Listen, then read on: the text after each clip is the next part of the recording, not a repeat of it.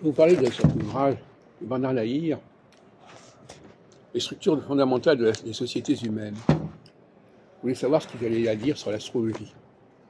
On n'est pas déçu. Alors, il y a un chapitre qui s'appelle Raccorder biologie et sciences sociales, Durkheim et la rupture avec la biologie. Alors, j'y reviendrai dans un texte, un article, mais c'est tout le débat entre culture et nature. Alors, je considère que la sociologie ne dépend pas de la nature, et donc par conséquent, elle n'a pas à se profiler d'après les structures naturelles, mais des structures sociales, des structures juridiques.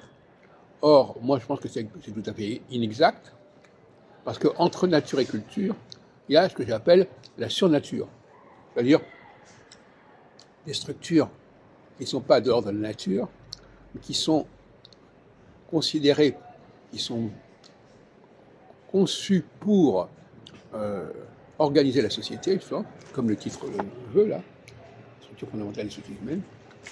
Alors ça pose un problème théologique, évidemment. Qui est-ce qui a mis en place ces structures?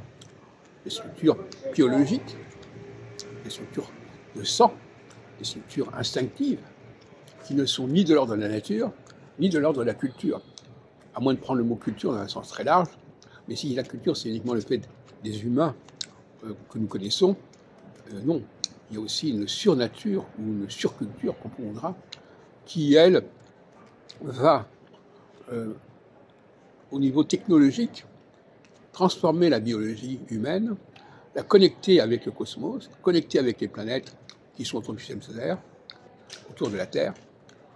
Et donc, par conséquent, là, il y a un absent majeur.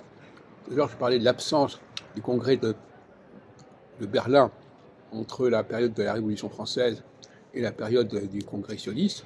Là, il y a un absent au niveau entre culture et nature que n'a pas compris Durkheim, qui est le problème de la surnature, qui est le problème d'une nature reformatée, repensée par des civilisations plus avancées que la nôtre.